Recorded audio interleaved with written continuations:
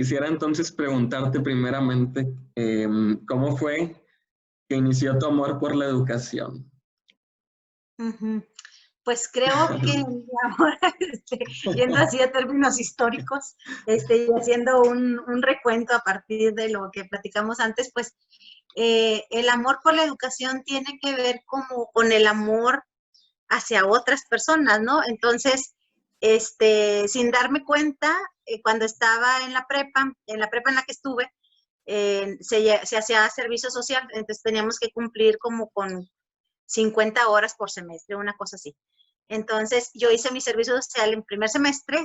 Me acuerdo mucho que nos entrenaron para entrarle a la campaña de vacunación de poliomielitis, para la poliomielitis, y puse vacunas y todo, no, muy linda la experiencia en primero.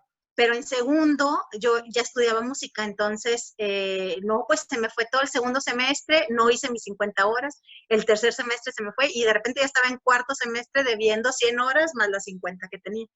Y tenía un maestro excelente, por cierto, de matemáticas, el maestro Luis Miguel González, que tenía junto con otro profesor, los dos maestros de ahí de la UDEM, tenían una escuelita privada en Santa Catarina, allá por la puerta de Monterrey, que es como yendo hacia Saltillo, ¿verdad? Sí. Y ahí tenían una escuelita en una casa así de fraccionamiento, una secundaria.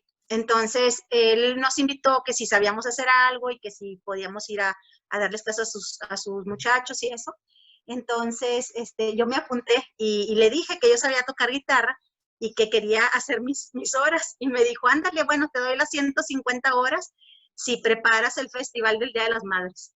Entonces, bueno, pues conseguimos guitarras, flautas, hicimos un conjuntito musical y o sea, no solamente hicimos el festival de ahí, me acuerdo que hasta de la secundaria grande nos invitaron para la presentación y me valieron las 150 horas. Creo que ahí, fíjate, está mi entrada como que se me abrió la puerta de un mundo en la educación. Porque ahí estabas estudiando música, pero no pensando en dar clases de música, o ya te veías más como alguien que iba a enseñar música o a hacer música. ¿O cómo fue tu interés o motivación ahí por la música previamente? Fíjate que mi interés era en ser intérprete, ¿verdad? O sea, estudiaba guitarra clásica y en ese entonces pues era estudiar para dar conciertos, ¿verdad? Pues era así como la meta de cualquier instrumentista. Y no, pues nada más saber y me acuerdo que era la primera vez que daba clases, fue así todo un reto porque además pues yo sabía tocar así algunas canciones, pero no era que supiera, o sea, lo mío era la guitarra clásica, entonces tenía que estudiar, fíjate, ahorita que te estoy diciendo esto, pienso cómo ese es nuestro trabajo, ¿no? De estudiar para enseñar, aunque ya sepamos, pero tenemos que estudiar para enseñar, con la intención de enseñar. Sí. Y me acuerdo que ahí fue donde aprendí a tocar así como canciones para el Día de las Madres, ¿no? Las típicas del Día de las Madres, con Círculo de Sol y esas cosas, ¿verdad? Entonces, creo que fue por ahí, no, yo creo que nunca me había visto dando clases de música y cuando tuve que decidir, cuando salí de la prepa y que tuve que decidir por qué carrera universitaria irme, pues fue cuando me fui por la educación. Entre las tres opciones que tenía era como la más viable y la que se vinculaba más con lo que hacía, ¿no? Con la música, era la educación. Creo que eso marcó el camino. Entonces, es en este paso de la prepa a la carrera. Sí. Ajá. Bueno, aquí está. Sí, de la prepa a la carrera, como estuve ahí en la UDEM, ya había una beca tipo préstamo, en la que si terminabas la licenciatura, o sea, la UDEM te ofrecía, ¿no? Bueno, esta beca de la prepa se va a convertir en beca, y deja de ser beca préstamo, no tienes nada que pagar si terminas la licenciatura aquí en la UDEM. Entonces, pues pues me habían dado el 90% de beca en la prepa, imagínate, pues debió un dineral de los 4 semestres, ¿verdad? Y bueno, no estaba en una condición económica como que le permitiera a mis papás, ¿verdad?, pagar eso. De hecho, aquí entre paréntesis también te digo que yo no sé por qué me metí a la UDEM. Creo que tenía que ver con una cuestión de superación que en ese entonces yo entendía de esa manera. O sea, yo quería estudiar en una universidad en donde, donde yo pudiera así como desarrollarme. Fue así como un momento bonito en cuestiones de autoestima, ¿no? ¿Y motivada por tus padres también en eso? Fíjate que no, ¿No? fíjate que no, yo al contrario pienso, ¿cómo me dejaron hacer eso? Sí. Porque mi hermana y mi hermano habían salido de la uni, o sea, habían salido de Sí. prepas de la uni, pero como veían que tenía buenas calificaciones, pues confiaron, pues dijeron, bueno, pues va a conseguir una beca.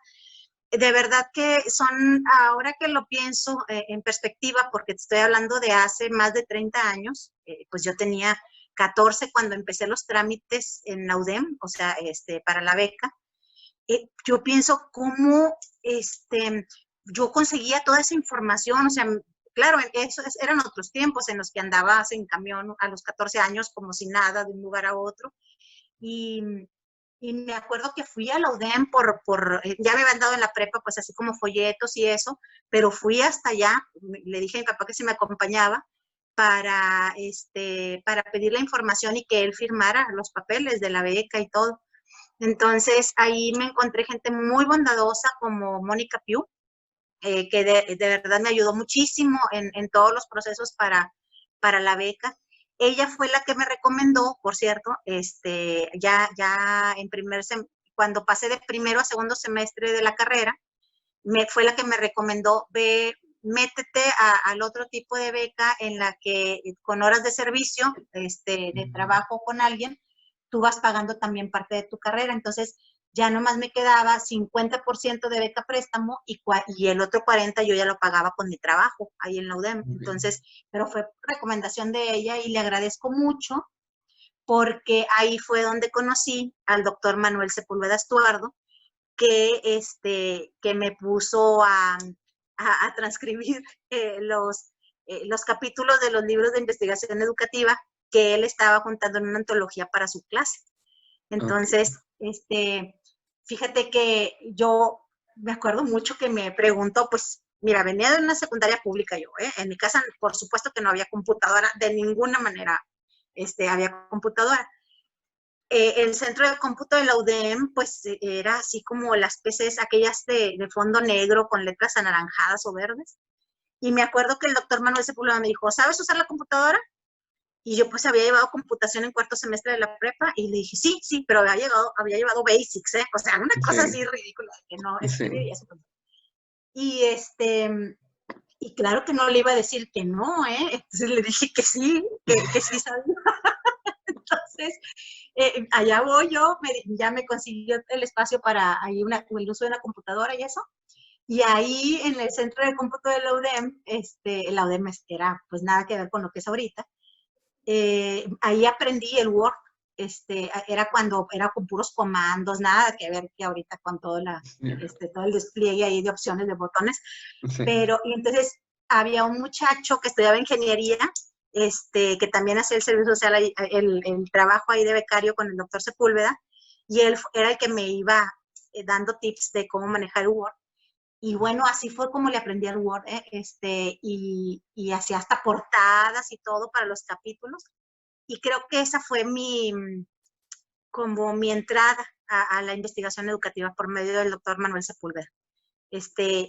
Y ahorita que lo pienso, él estaba pues trabajando cuestiones de desarrollo comunitario, de investigación en cuestiones de desarrollo comunitario, en unos centros de autogestión de educación inicial, centros autogestivos de educación inicial, en los que estudiantes de la UDEM hacían prácticas con señoras y con niños en zonas marginadas, justamente de educación inicial, hasta tenían un programa de radio y todo, y hacían unos boletines semestrales con los resultados de las investigaciones. Entonces, esos también me tocaba a mí teclearlos. Ellas entregaban sus trabajos finales y yo tecleaba los trabajos para el boletín. Bueno, pues fueron experiencias lindísimas, ¿no? Ahí en la UDEM. Era la licenciatura en Ciencias de la Educación en aquel tiempo. Uh-huh. Qué padre adentrarse a ese mundo desde la carrera que pues, no todos tienen la experiencia. Pero Sí, entonces, ajá. además, entonces ahí haciendo ese servicio también, bueno, las clases en la UDEM, ¿verdad? A la vez, ¿qué nos puedes comentar de las clases en la UDEM en esos años de Pues licenciatura? Mira, las clases en la UDEM fueron muy formativas, para mí, bueno, fueron así la base de mi formación en cuestiones de educación. Y hubo como varios personajes ahí, además del doctor Manuel Sepúlveda, la Tuca, que se llama María Antonieta Visconti de Bravo, que te digo, tiene un nombre novelesco, ¿verdad? Era todo un personaje ahí en educación. Ella era una mujer chilena que salió de Chile por cuestiones ahí de cuando la dictadura y esto. Y, y bueno, nos daba una clase que eran 3 secuenciales, que se llamaba Procesos de Enseñanza y Aprendizaje. Entonces, en esa clase veíamos, no me acuerdo así como en qué semestre veíamos qué cosa, pero veíamos los fundamentos psicopedagógicos de la educación. Me acuerdo que ahí vimos como algo de las teorías del desarrollo y cómo aplicarlas para la planeación. Vimos cuestiones de didáctica, desde técnicas hasta cuestiones así como de presentación, de cómo hablar. Me acuerdo que decía cosas maravillosas que a los 16 años, 17, pues se te abre así el mundo. Me acuerdo que entre las cosas que nos decía, si van a dar clases a niñas y niños, pónganse perfumito, porque las maestras tienen que oler bonito. Los niños siempre están alrededor de las maestras que huelen bonito. Bueno, esos tips que son Sí. así como fundamentales, o sea, no era arréglate, ponte todo así con Sí. autojaguar, era el olor. Entonces ella nos llevaba así como el significado ese de la interacción, el humor con el otro, el trato. También me acuerdo que nos platicaba, estoy haciendo así como nostálgica remembranza, nos decía que cuidado con tocar a los niños, pero no en el sentido de la pedofilia y esto, sino porque el tocar a un niño te compromete. Entonces decía, en el momento en que tú tocas a un niño, en ese momento estás en un compromiso afectivo mucho más fuerte que cuando no lo tocas. Entonces tenemos que tener cuidado también con cómo nos dirigimos a los niños, ¿verdad? Hasta dónde. Claro, teníamos, te digo, 17 años, entonces para nosotros era así como todo un panorama de todo el compromiso que implica acercarte afectivamente a una persona, ¿verdad? Y el compromiso, lo que nos estaba hablando era del amor pedagógico, ¿verdad? Sí. Y bueno, cosas como esas, ¿no? Que nos decía la Tuca sobre las relaciones de afectividad en el aula, las técnicas más allá, ¿no? De la propia técnica, sino siempre el para qué, siempre cuál es la intención y qué es lo que vas a hacer para llegar a esa intención educativa. Entonces fueron así clases maravillosas. Otro personaje, pues, fue la maestra Anadelia García. Anadelia García, que ahora por el contacto de las redes sociales es una maravilla haberme encontrado a mis profesoras como Anadelia. Y ella, no sé, no me acuerdo cómo se llamaba la clase, pero era algo así como corrientes pedagógicas, se te cuenta, ¿no? Y con ella conocí a Rousseau, por ejemplo. Entonces me acuerdo así que todas sus clases eran maravillosas porque te decía todos los fundamentos filosóficos de la educación y eran preciosas ahí sus clases. Otra de mis profesoras muy queridas ahí fue Lidia Adler, que también me la encontré por las redes sociales y otra vez tengo contacto con ella. Ella me dio las clases de psicología del desarrollo, no, psicología evolutiva se llamaba, psicología evolutiva 1 y 2. Y nos aventamos todo papalia, ¿verdad? Ya sabes, así, leído con lupa. Y ella, no, Wow. pues nos hacía un énfasis al psicoanálisis, sí. Y que ese libro todavía se sigue usando. No, pues, Sí, y sí, ya pues con nuevas ediciones, ¿verdad? También, ajá. me sorprende que dices, esos aprendizajes que dices, no están en un currículum, pero luego son lo que, desde la experiencia de cada profesor, lo que más te deja, ¿verdad? Sí, sí, toda su experiencia psicoanalítica era así riquísima. Las clases de Lidia Adler eran eran así excepcionales porque platicaba además con cigarro en mano, Wow, eran esos tiempos en los esos que la tiempos. gente fumaba en clases, sí. No, no nada más ella, las estudiantes también, las que fumaban, ay, no. Y nadie nos preguntábamos si nos íbamos a intoxicar o algo, ¿no? Era así como, pues fuman y nos fumamos tu cigarro, sí. Y para mí una experiencia también muy, muy enriquecedora en ese momento de licenciatura fue también compartir bueno, la enseñanza, es decir, el estudio de la educación, pero también con práctica educativa, ¿verdad? Y en ese entonces también te tocó la fortuna de tener también esa experiencia, ¿no? De enseñar. Sí, sí, fíjate, no lo había pensado, pero sí, o sea, al mismo tiempo que no estaba haciendo prácticas, digamos, curricularmente, porque pues Sí, estaba en los primeros semestres, sí estaba dando clases en la escuelita, esta secundaria que te digo, en Santa Catarina, y podía aplicar esos conocimientos, ¿verdad? sí, Tenía, yo creo que hasta ejemplos, ¿verdad? sí. Tanto en la cuestión del desarrollo comunitario, que te digo que ahí estaba el doctor Sepúlveda y estaba también el maestro Moisés Torres, que me dio clases ahí no me acuerdo si se llamaba Educación en Desarrollo y Desarrollo Comunitario o algo así, y que también era un trabajo excelente el que hacía.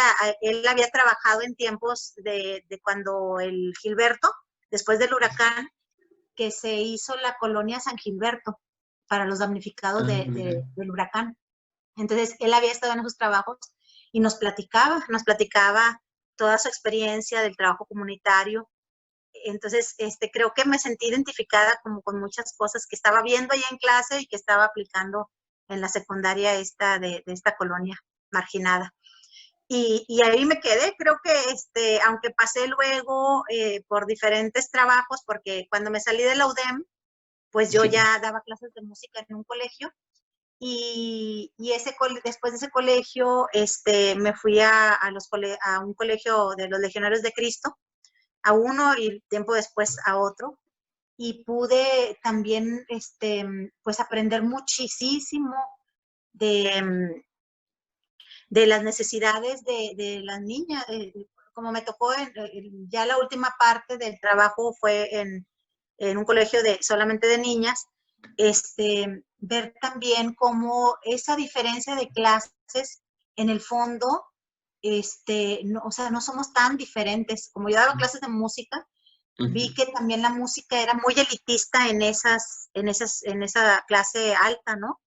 Me tocó ver niñas que con un talento así enorme para la música, que no podían estudiar música, pues ni en la Facultad de Música, ni en la Superior de Música y Danza, pues porque su clase social no les permitía ir a esos lugares, ¿verdad? Es decir, son niñas que tienen cierto temor sus familias de que salgan de ahí de San Pedro.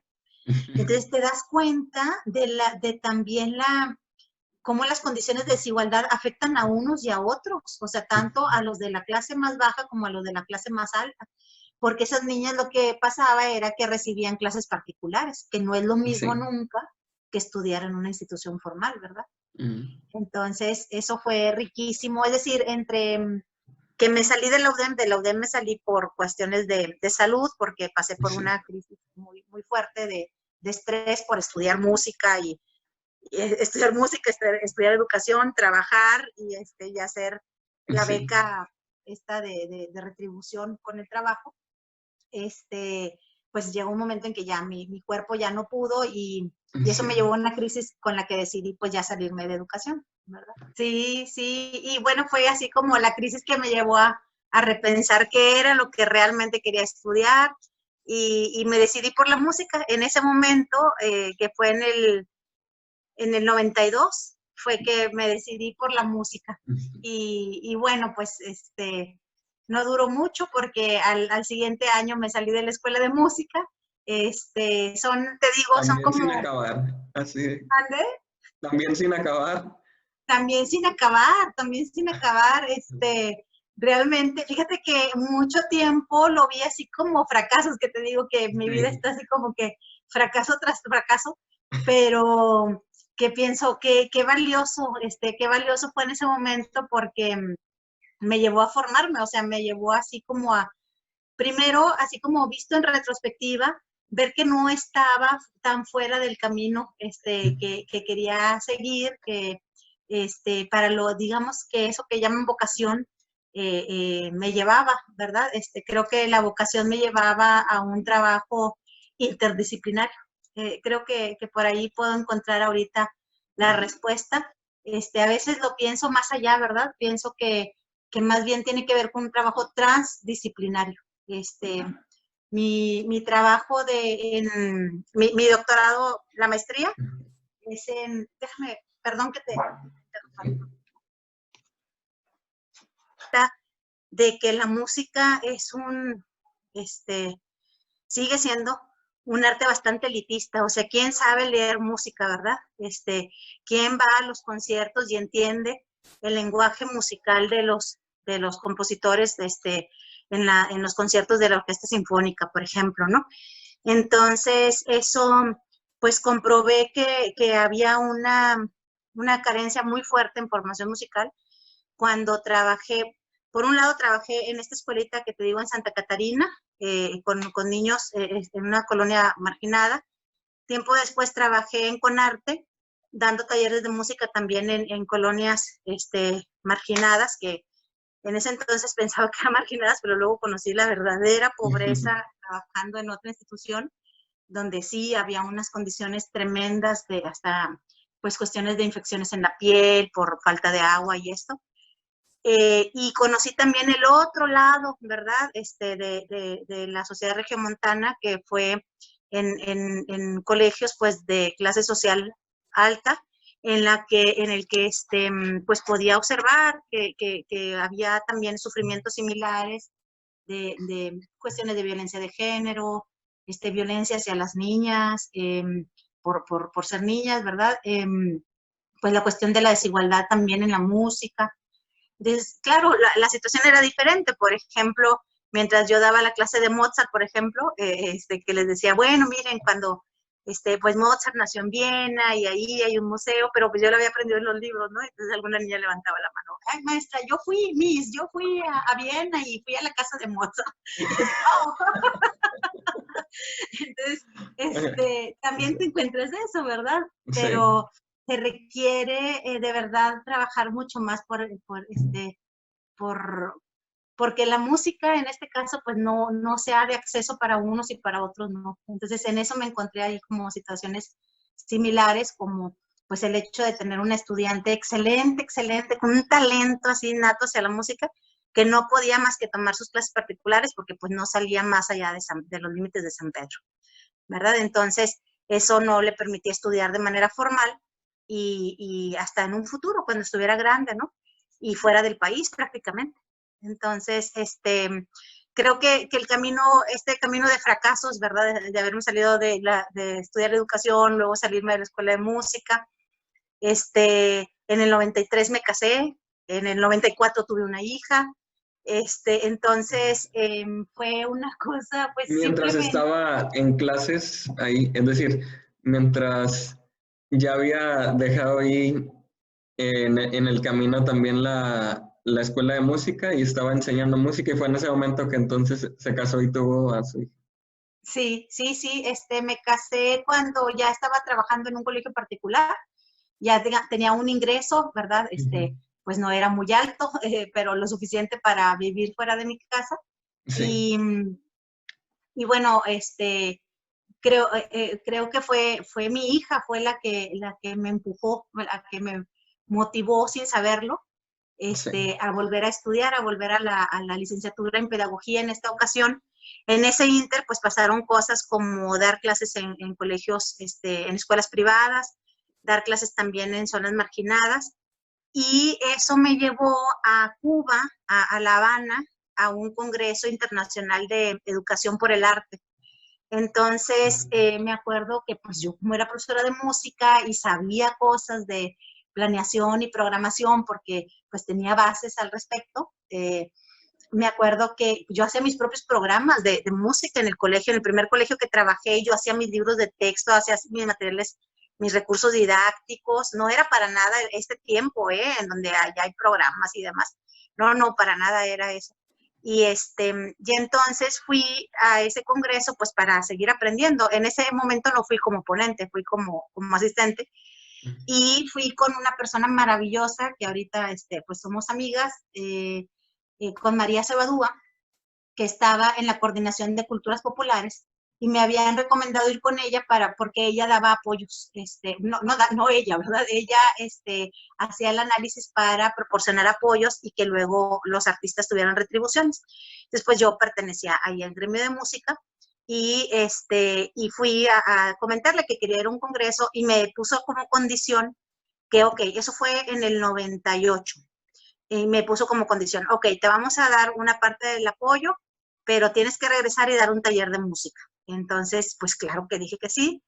Y ahí empecé en el 98 a dar talleres de música en colonias en donde no había, o sea, había centros comunitarios o espacios, por ejemplo, en una colonia donde di talleres 3 años, era una funeraria, era uno que le llamaban la capilla. Entonces, era un cuartito que antes había sido una funeraria y en ese tiempo ya había en la mañana clases de aeróbics, para las señoras, de manualidades, y yo daba clases de música los sábados.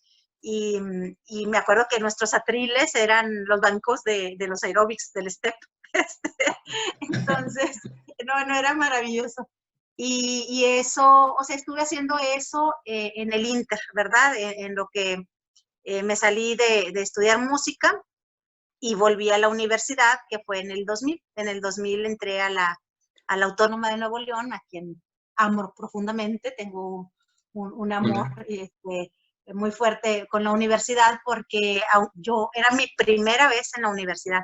Yo pues no había hecho ahí la prepa, entonces iba con toda la novedad, ¿no? De ser universitaria y entré a pedagogía. Me acuerdo que ese entonces yo veía entre sociología y pedagogía y psicología, porque siempre Ok. estuve confundida por lo visto.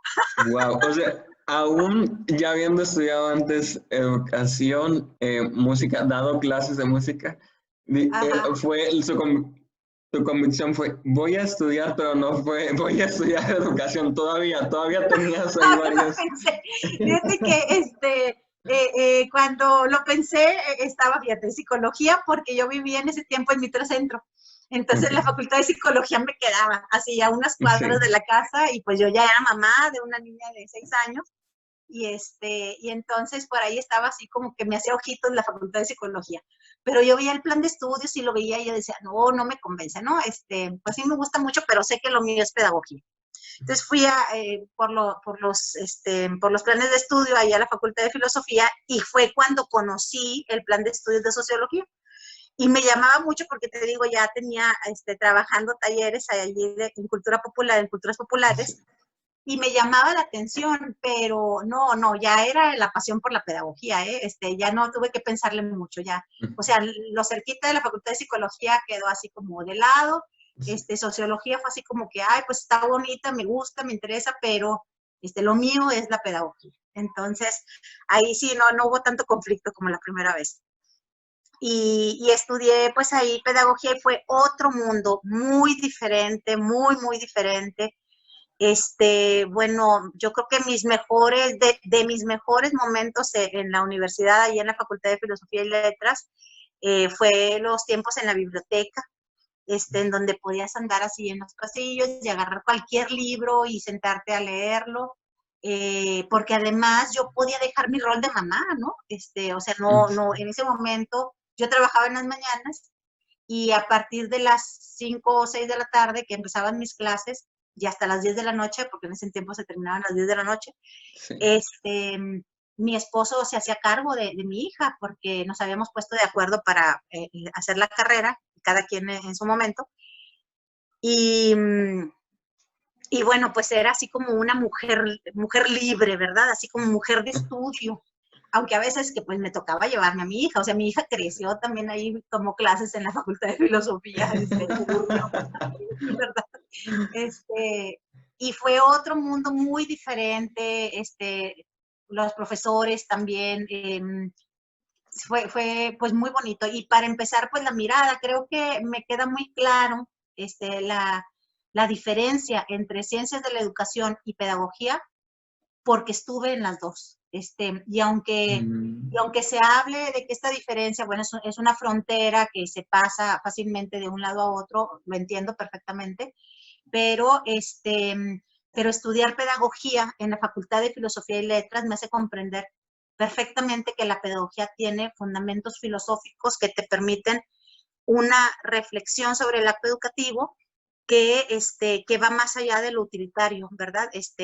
Claro, también las ciencias de la educación, la investigación, que es lo que define a las ciencias de la educación, pues también te da esa reflexión. Sin embargo, la mirada te la forma en la Facultad de Filosofía, te la forma en los primeros 2 semestres, definitivamente. Y a veces se piensa, no, bueno, es que son las materias de relleno, son las materias que te hacen tardarte hasta tercer semestre. Bueno, pues esos 2 semestres te forman la mirada sobre el ser humano. Y eso creo que es lo que me mantiene ahora dando clases en primero y segundo semestres.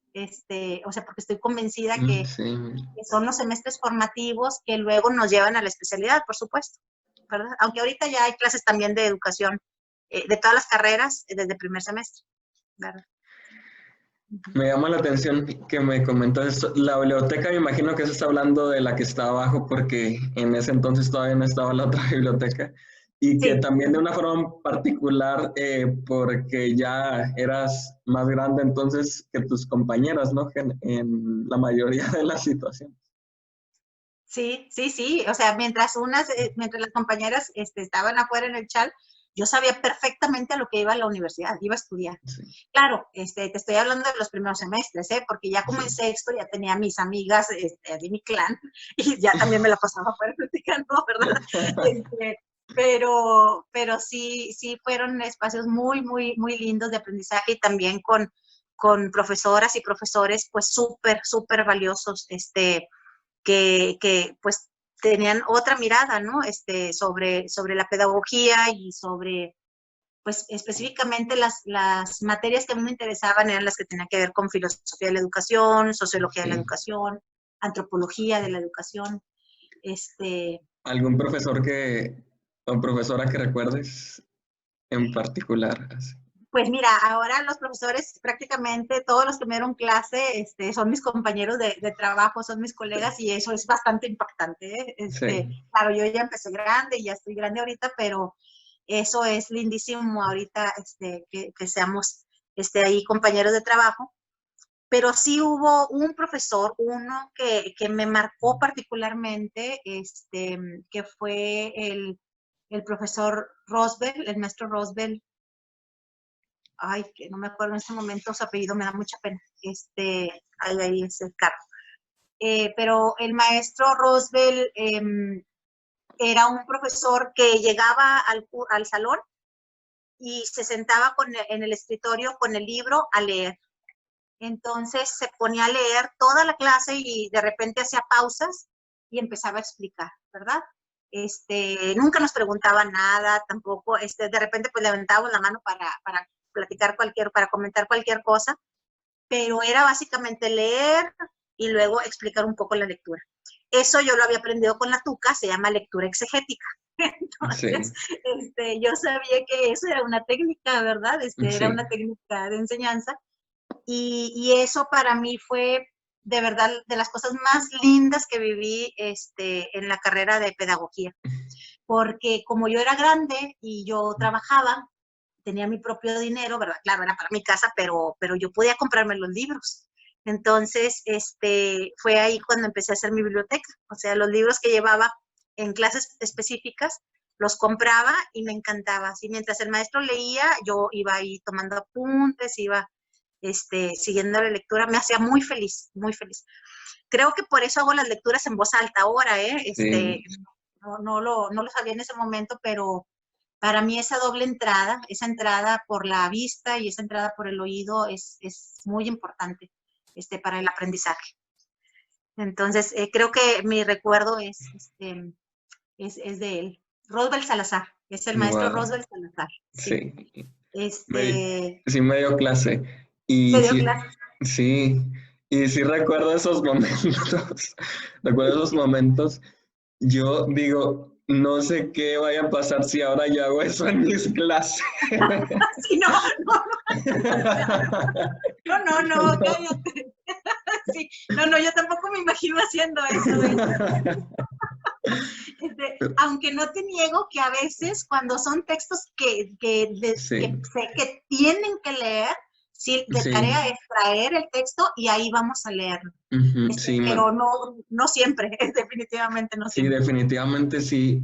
Es que hay aprendizajes que dices, nada más, tienes tú que leerlo y sacar tus conclusiones y no puede ser de otra forma más que así. Oye, entonces, realmente es algo que no es imposible evitar, ¿no? La lectura y realmente cuando la lectura te engancha y te encanta, pues entonces o sea, límites de aprendizaje pues no los tienes, ¿verdad?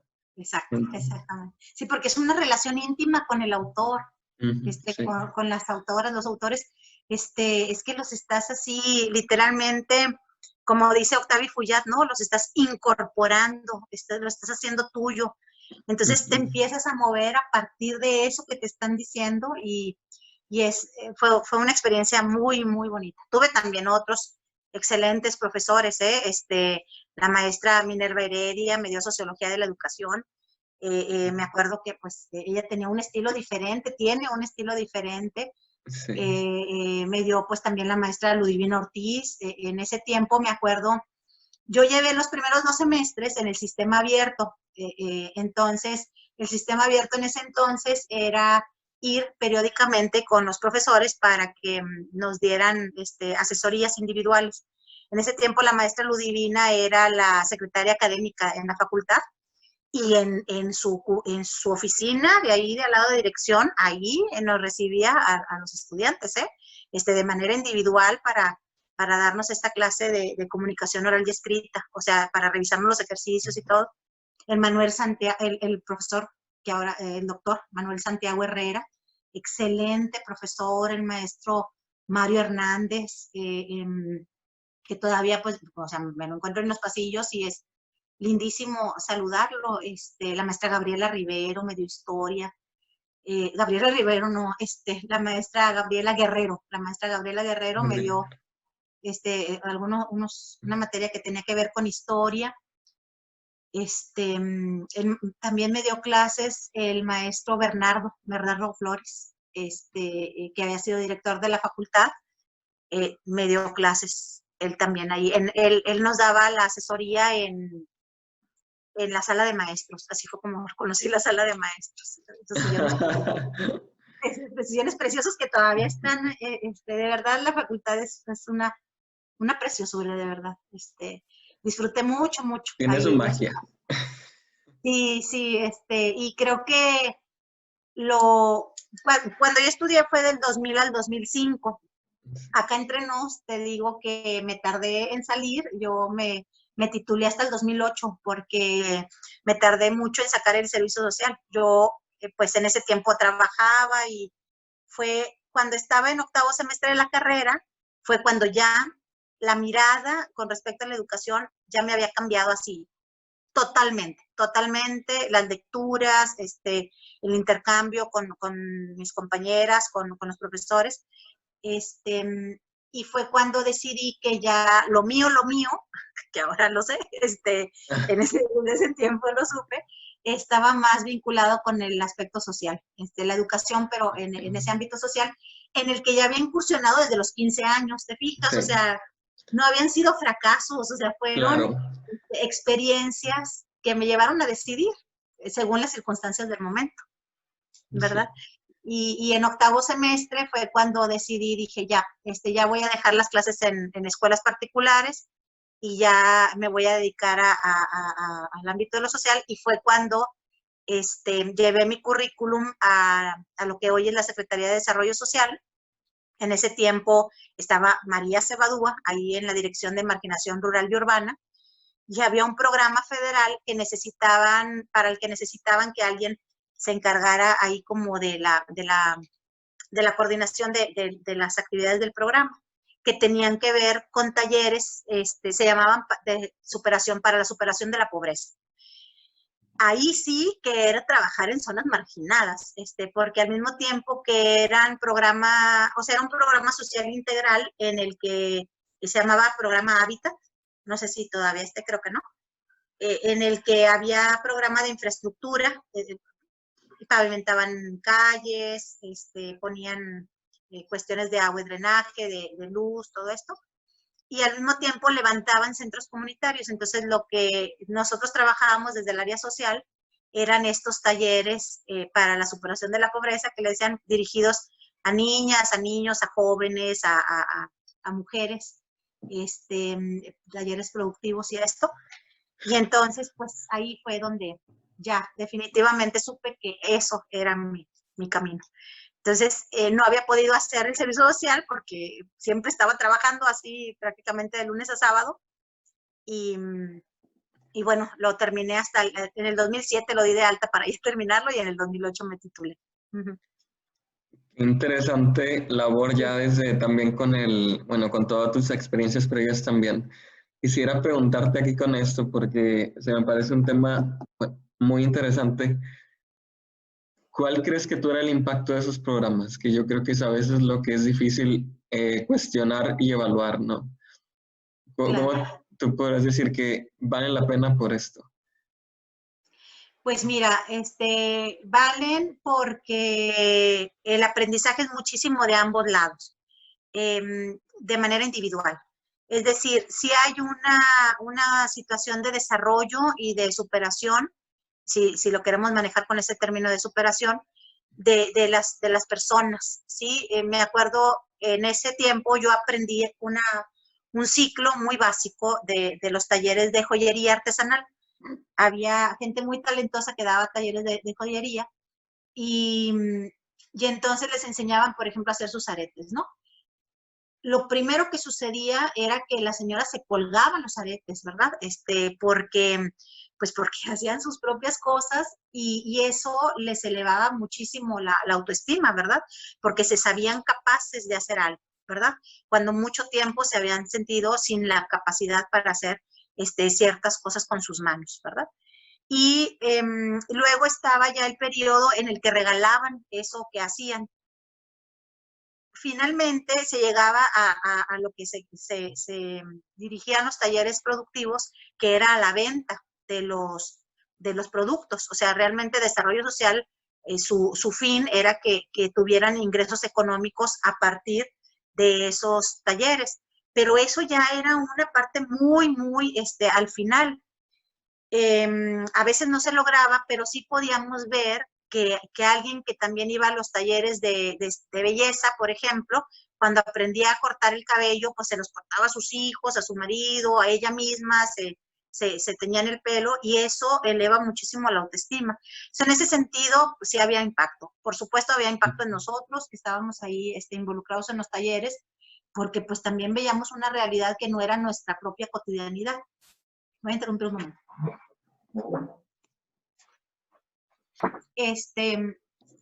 Entonces, también mucho era el aprendizaje nuestro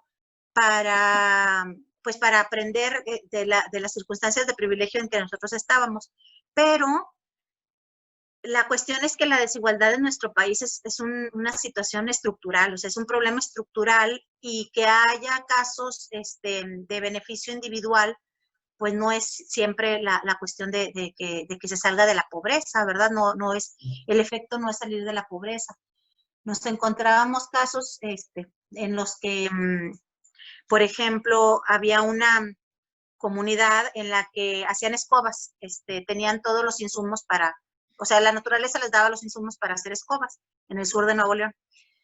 Y porque yo también me encargaba de esos talleres, o sea, de coordinar esos talleres. Y entonces ellos sabían hacer escobas. Lo que necesitaban eran los talleres para organizar el trabajo, para organizar, digamos, cómo colaborarían para que salieran más, la producción de más escobas. Y luego cómo hacer las cuentas para que sacaran ganancias y para que luego dieran de alta sus productos, ¿verdad? Se dieran de alta en Hacienda ellos como grupo productor y luego sus productos se vendieran en tiendas, ¿verdad? Por ejemplo, de autoservicio. Entonces ahí te topabas con otra realidad, o sea, a la hora de hacer sus trámites en la Secretaría de Hacienda, ¿verdad? Pues te dabas cuenta que el problema no era que no tuvieran la producción o que no tuvieran las escobas la calidad, el problema era que a la hora de tener una computadora y saber manejar esa computadora, no tenían esas capacidades, porque a veces no sabían ni leer y escribir. Entonces, ¿cómo se pretende que un grupo de productores que sabe hacer cosas artesanales, luego venda a gran escala, si esos mismos productores no tienen la educación básica que se requiere para llegar a esos niveles en la compraventa, ¿verdad? En la venta más bien de sus productos.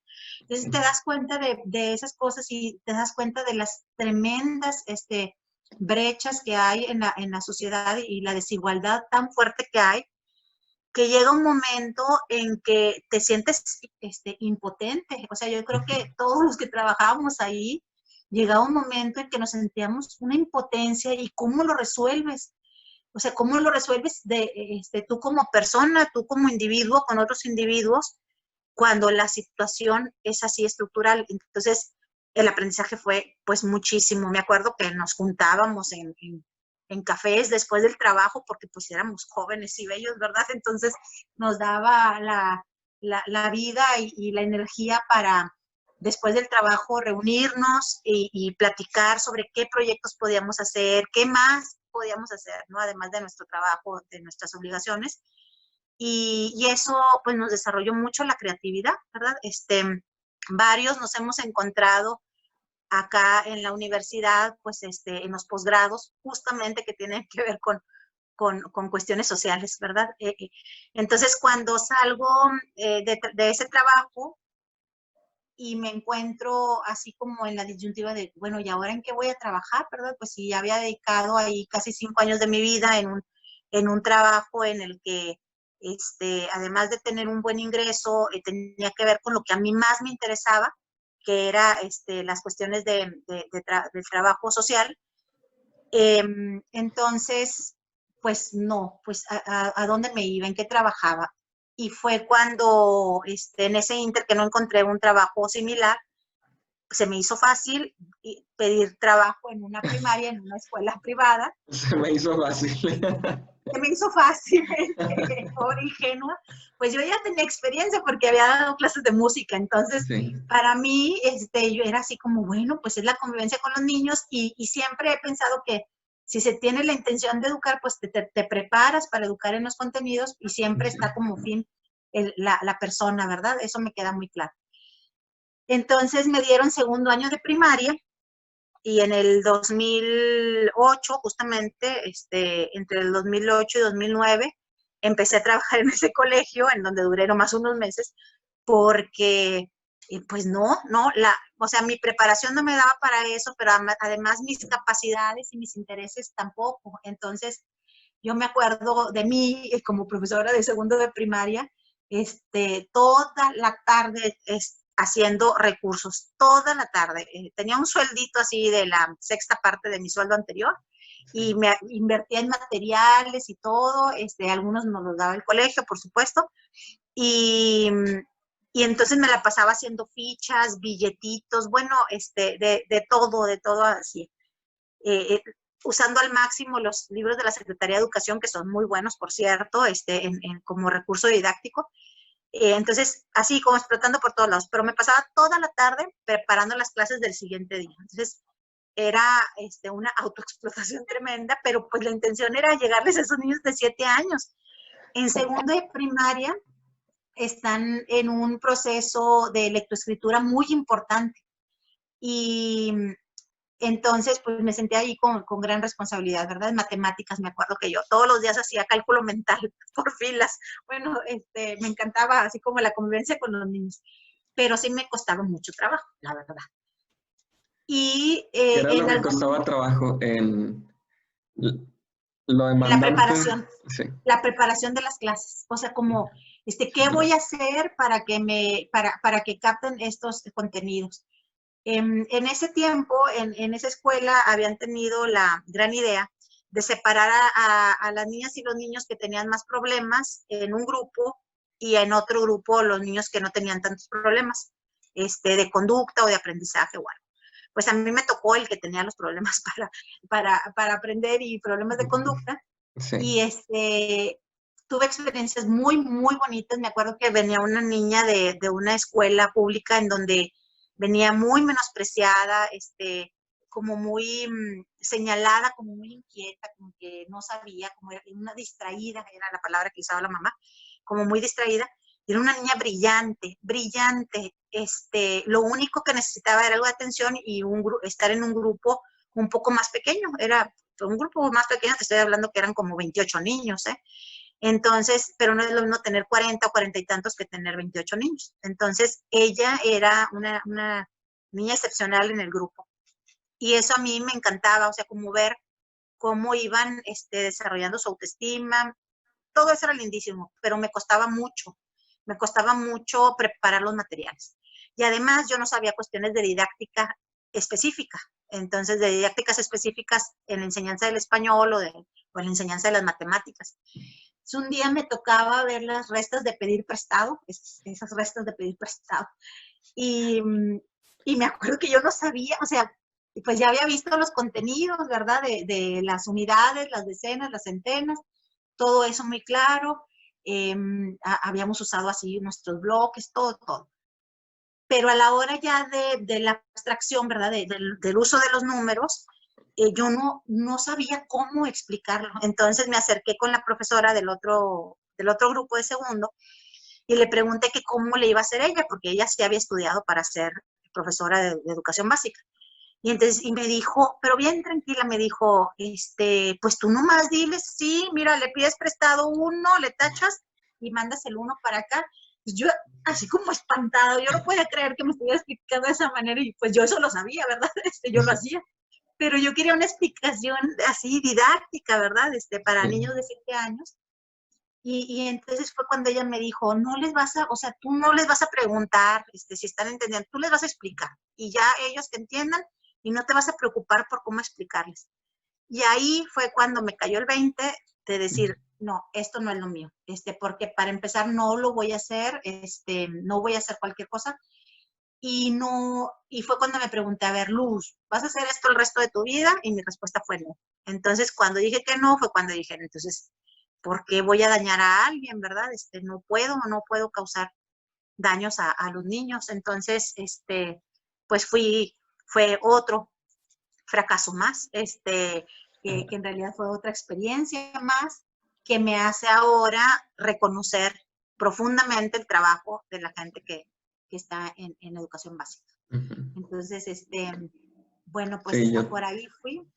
pienso lo mismo de los mejores profesores. Muchos de ellos pienso en los de primaria, porque es increíble también el trabajo que hacen.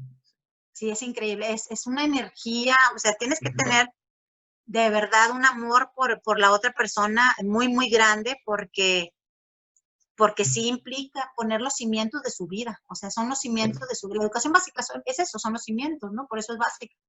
Entonces, no es cualquier cosa y sí tenemos que trabajar mucho por el reconocimiento de las maestras y los maestros en este país, ¿no?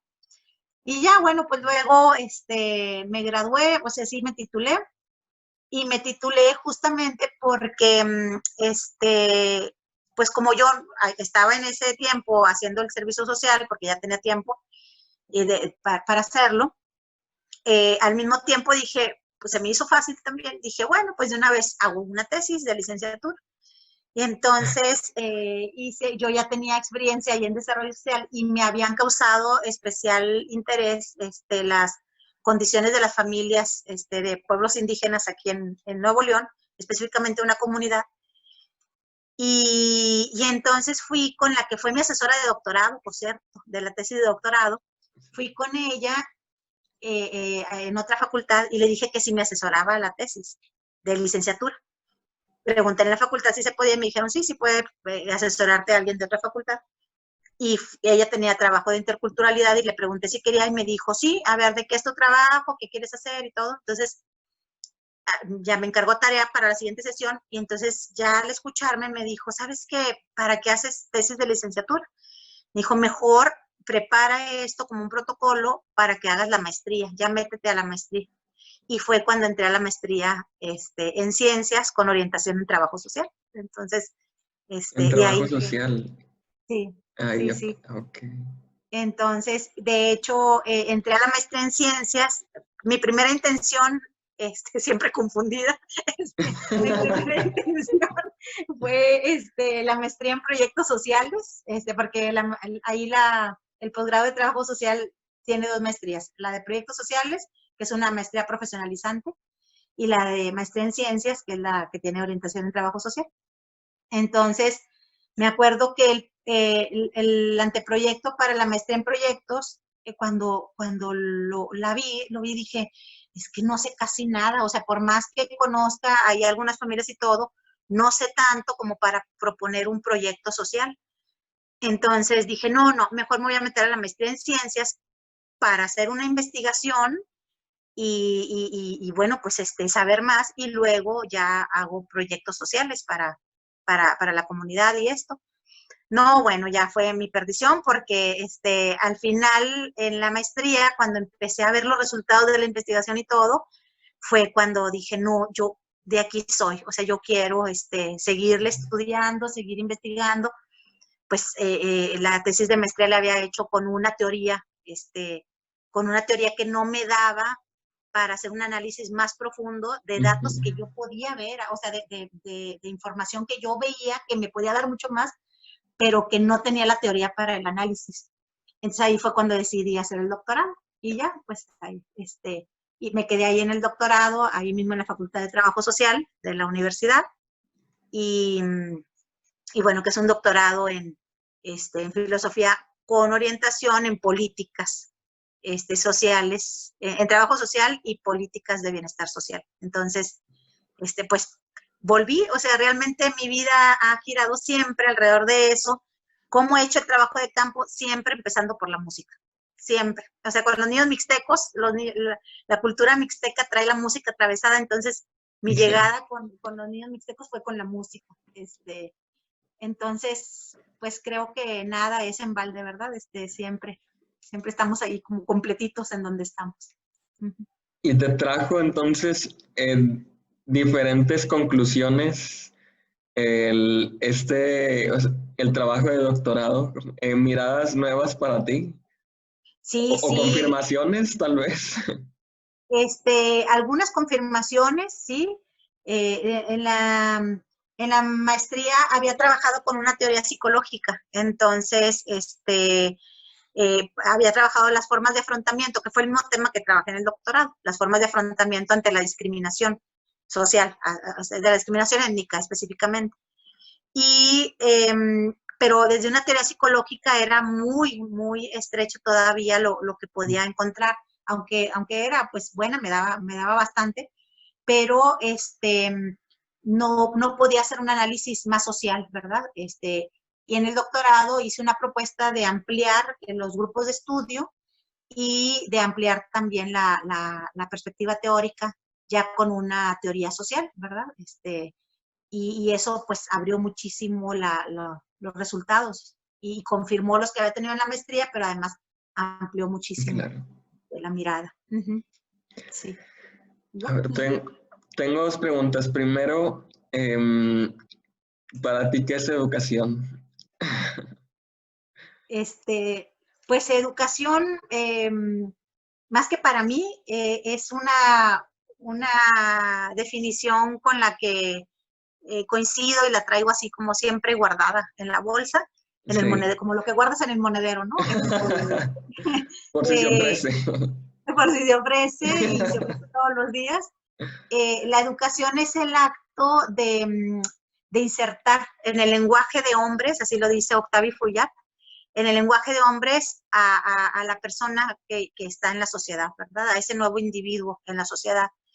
Va más allá que la definición de Durkheim de transmitir los conocimientos de las generaciones adultas a las más jóvenes, porque Octavio Fouillard habla de esa acción, porque él define educar, ¿verdad? Educar es la acción de insertar, ¿verdad? En el lenguaje de hombres, mete esta situación del lenguaje. Entonces, Sí. los significados, la forma de mirar, de significar el mundo, la forma de mirar al otro y de mirarnos a nosotros mismos, la forma de mirar a nuestro planeta, la forma de mirar pues, los animales, etcétera, pues tiene que ver justamente con ese lenguaje. Sí. Octavio Fuyat hace un llamado muy importante a quienes estudiamos pedagogía y nos dice, dejen de decir que el ser humano es educable. Dice, educable es un elefante, educable es una pulga. El ser humano es educando. El ser humano es educando porque si no se le educa, no es ser humano, punto. Se queda en bestia, así lo dice, ¿eh? Se queda en animal. Entonces, eso es lindísimo porque te da un compromiso muy fuerte, ¿verdad? Te da ese compromiso de ampliar el vocabulario, porque en la medida que podemos nombrar el mundo, pues en esa medida estamos comprendiendo el mundo, ¿verdad? También.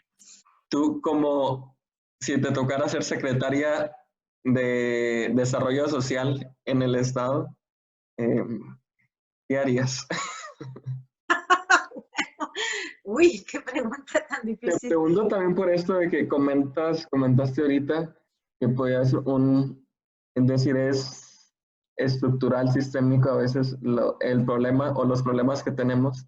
Entonces tal vez desde esa posición se podía tener más esa mirada y más oportunidad también pues de crear políticas que se dirijan en ese sentido. Entonces, por eso quisiera preguntarte esto. Híjole, no me había imaginado algo así. Creo que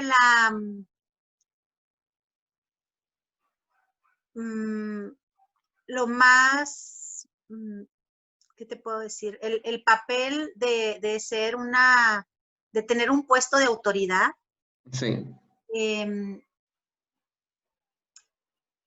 Pues es un rol difícil en el sentido de que hay que coordinar, ¿verdad?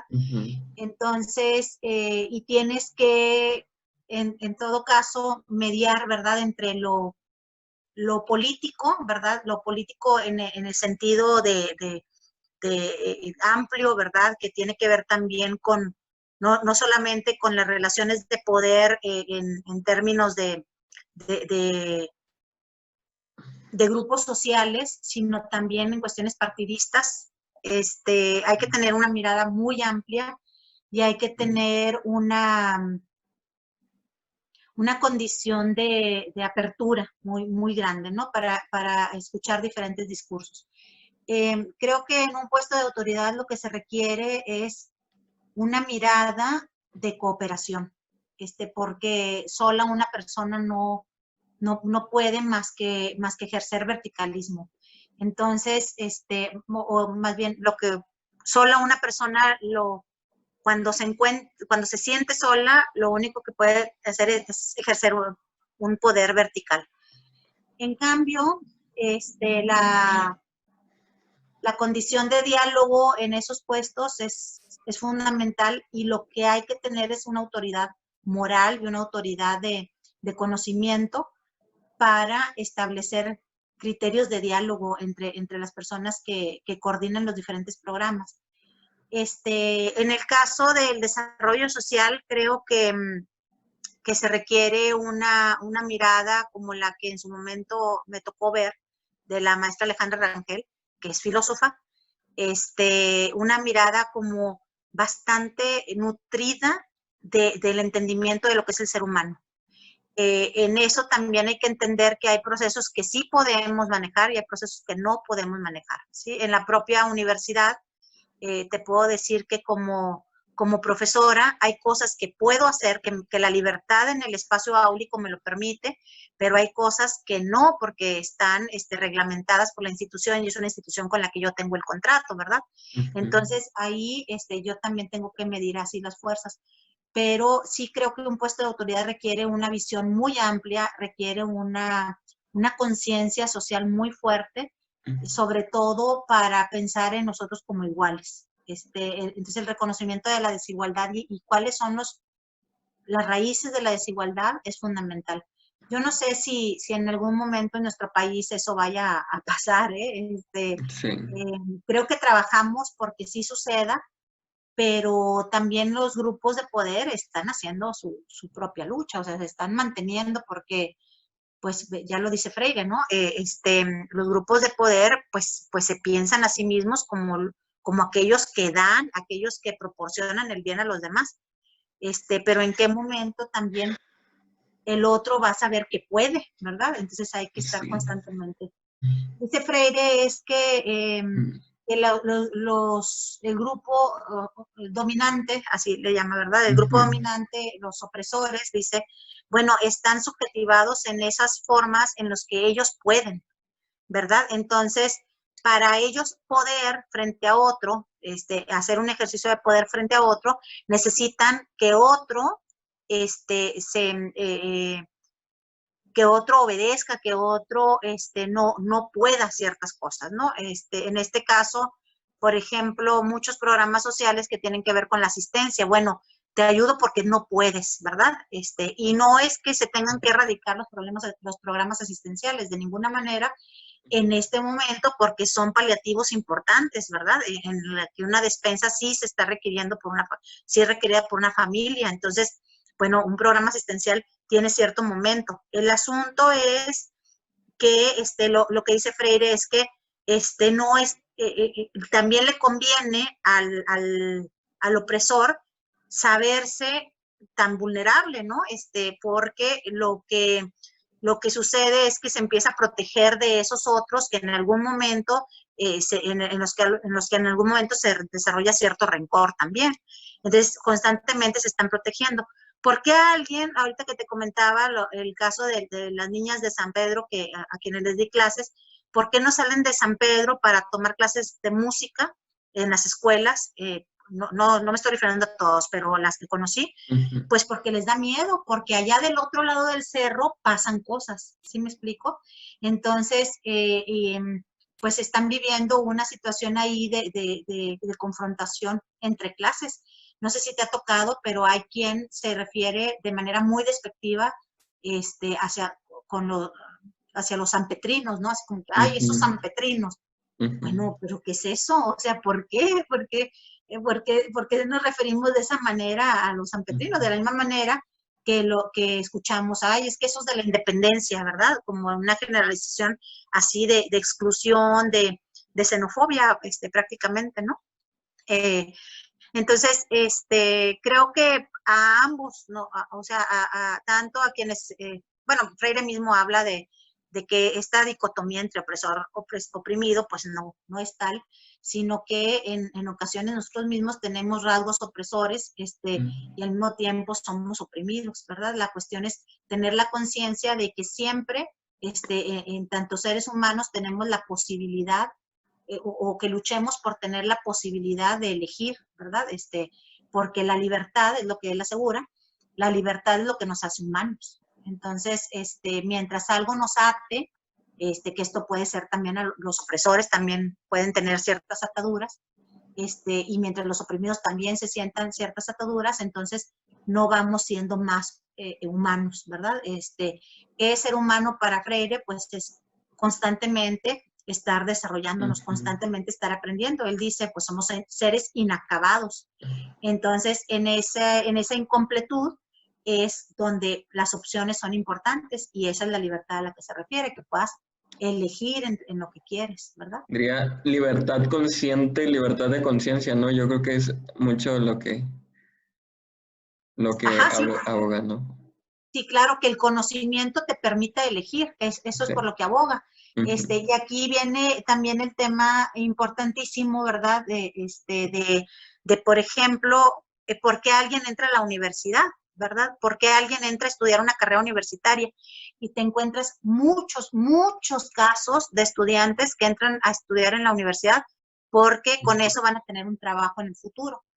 Si lo vemos en esos términos, que son pues, bastante aceptables, ¿verdad? Porque tenemos ujú. que vivir, pero si lo vemos en esos términos, entonces el aprendizaje queda en un segundo plano, porque la intención de ir a la universidad es como ver a la universidad como un proceso, como un proyecto de capacitación, como un proceso de capacitación para el trabajo, cuando la universidad es mucho más que eso, ¿sí? Te forma el carácter, te forma la mirada, ¿sí? Y bueno, en el fondo, cuando estamos estudiando una carrera universitaria para trabajar, en el fondo lo que nos dice es que necesitamos sobrevivir. Entonces estamos en el primer peldaño de la pirámide de Maslow, ¿sí? Estamos en cuestiones de supervivencia y de elección de una carrera de vida por cuestiones de supervivencia. Eso es bien fuerte, ¿no? Y bueno, hay quien puede elegir, hay quien puede ir a la universidad, pero hay quien no. Hay quien no, ni siquiera le pasa por la cabeza entrar a la universidad, porque no se creen las posibilidades, o no, si cree no tener las posibilidades para ello. Y muchas veces son cuestiones materiales, pero muchas otras son cuestiones de autoestima. Quién puede y quién no puede.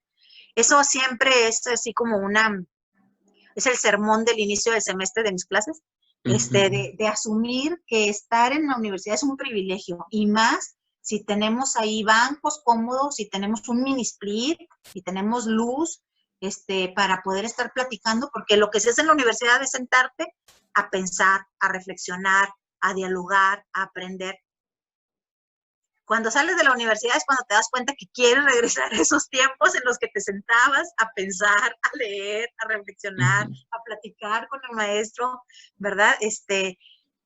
Es un privilegio realmente que muchas personas no tienen y que ni siquiera saben que no lo tienen. O sea, ni siquiera saben que tienen esa posibilidad.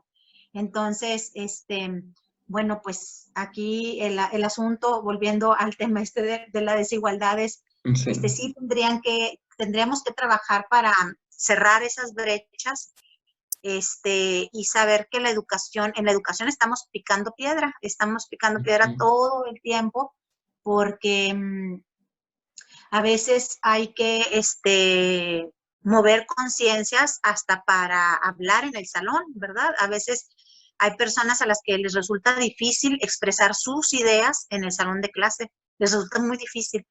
Entonces, a veces preguntar, pues te lleva a que la persona se ponga a pensar, pero a veces también las personas se bloquean.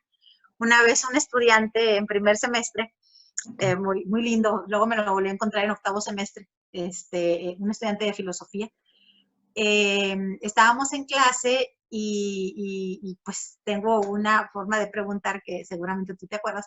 O sea, pregunto algo o me dicen algo y entonces empiezo a preguntar, sí, bueno, pero ¿por qué lo dices? ¿Qué significa esto para ti? Entonces, y resulta, pero la persona va sacando lo que sabe y lo que no sabe también, pero es importante saber lo que no sabemos para tener la intención de aprender.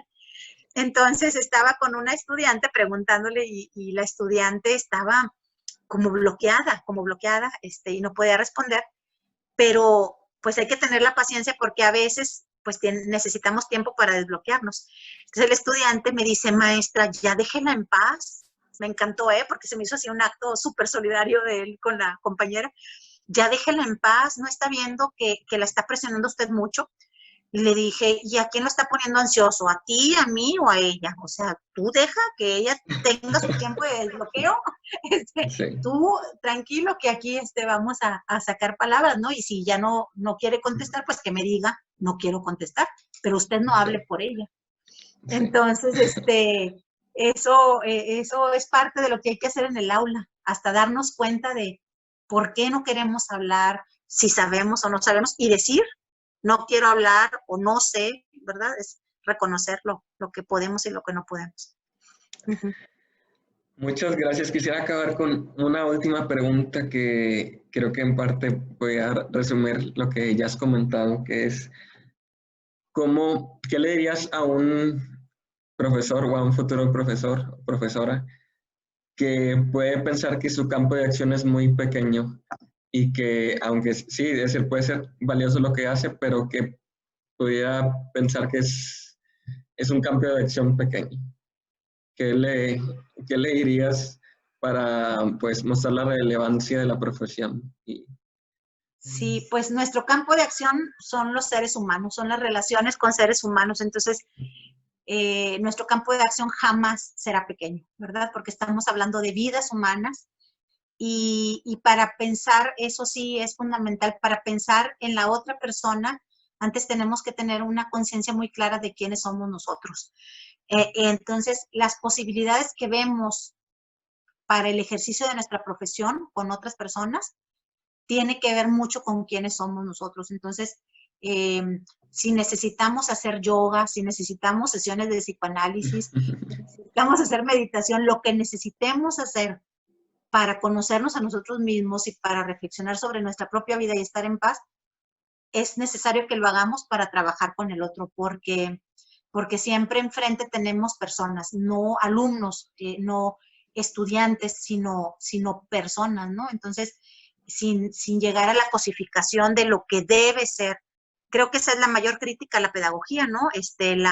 Su posición prescriptiva de la educación.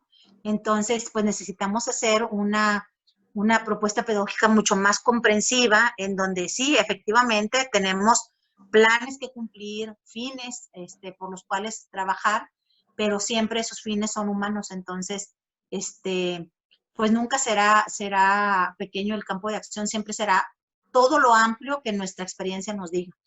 Si sabemos dibujar, bueno, pues por ahí puede ir también la forma de enseñar a otros. Si sabemos contar cuentos, si conocemos una historia, una narración oral de algún lado, eso nos lo traemos. Hay un autor que me gusta muchísimo, que es Hansa Eblin, que fue discípulo de Jean Piaget, y él hizo un libro muy lindo que se llama 12 formas básicas de enseñar. Y él empieza con la primera forma básica, que es la narración, es narrar y referir. Entonces dice, los profesores tienen que ser capaces de narrar. No importa si lo que estés diciendo es una serie de mentiras, pero eso tú lo estás creando para decirle al estudiante, explicarle algo, porque si algo le interesa al estudiante, es tu vida. Entonces, es muy lindo como lo dice ahí en el libro, ¿no? Qué siempre padre. El estudiante va a querer ejemplos de vida, siempre, y si es de tu vida, mejor, porque entonces en ese momento va a estar el doble de atención en ti, porque nos interesamos los unos por los otros, siempre queremos escuchar la vida del otro. Entonces, eso es fundamental en educación.